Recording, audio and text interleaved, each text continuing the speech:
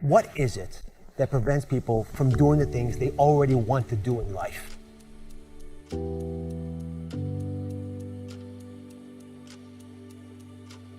most basic answer, I'm sorry it's so simple, but it's true, it's fear. People making this complex process, this woman was telling me that I don't understand why they don't do this, why I feel this way. I said, it's called fear. Everybody's afraid we're not enough. Everybody's afraid we're not rich enough, smart enough, young enough, quick enough, fast enough. It's human nature. But the secret is to do it anyway. I know that sounds so simplistic. My work when I'm working with somebody is showing them how to condition themselves, like building a muscle, so that you take action first, automatically. Because if you don't do that, it's hard. You lose momentum. It's like, how do I get started? Where do I go? Do anything to start the process of moving forward rather than let fear stop you.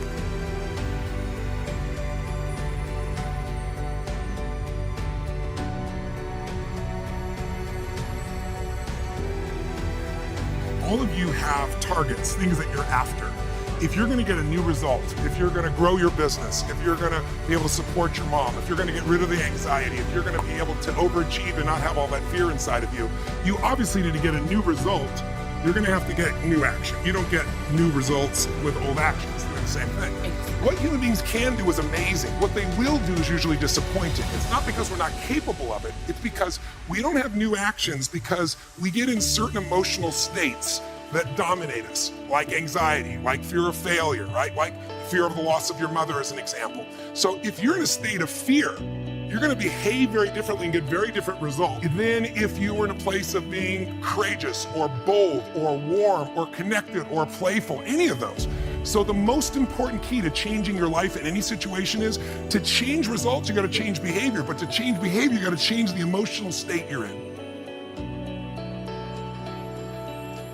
How do you do that when you don't feel like it or it feels overwhelming? There are two ways, and I've done this with the greatest athletes in the world. I've done this with 4 different presidents of the United States. I've done it with billionaire clients. All you have to do to change your state is not try to think your way there, like I'm happy, and do a bunch of affirmations. Your brain's gonna go BS, you are not happy, right? What you need to do is make a radical change in the way you use what we call your physiology. Big word, it just means the way you use your physical body. I've taught this for 40 years, and about 3 years ago, Harvard finally did a study where they proved what I did worked, and they called it these power positions. And what they showed was if you stand, everyone can try this, stand up just for a moment if you want, everybody at home can try it as well. So do something really silly, put both your hands on your hips like Wonder Woman or Superman or that stuff, right? If you stand like this and you breathe deep for just 2 minutes, what the science found was that you will absolutely increase your testosterone by 20%, man or woman. You'll drop your cortisol, which as you know is the stress hormone, by 22%, and you're 33% more likely to take action when you wouldn't before because fear would have stopped you. Now, I don't have people just stand like this. I have people move, use their voice, make radical changes in their body. You'll feel it after 2 minutes. Or, somebody who's, puts their arms back like this, their feet up, that'll produce the same state. It produces more certainty in you. And that certainty gets you to take different action. So if you are in a situation, you think of the worst scenario, mom dying, no, my business goes under, I never achieve at the level I need to, all the things I have anxiety about, the minute you focus on them, you go into those states of fear, and then you behave fearful, and you get lousy results.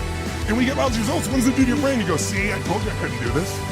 It becomes this negative loop.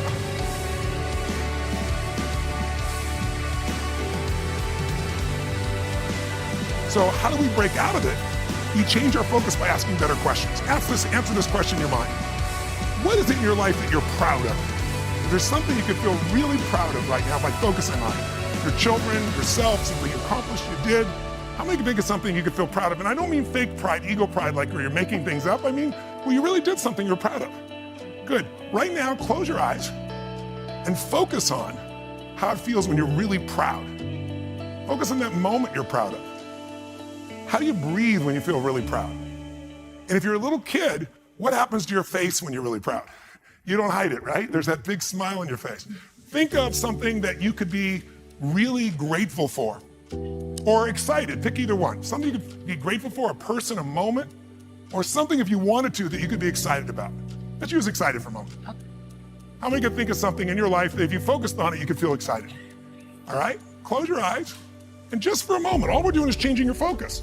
Focus on what could excite you. Feel like it's really happening. Your mom's healing, you break through in the business, you're achieving the level you want. Anxiety is rid from my life. I'm on charge, I'm on top of it. How do you breathe when you feel really excited. Yeah. So if we change the state you're in, just by changing our focus or the way we use our bodies, it's got to be a radical change, right? Here's my question for all of you. If you focus on what you want, life has probabilities, there's no guarantees, but you increase them when you change your state. And that's really what this is all about. Learning to change your body and learning to change your focus.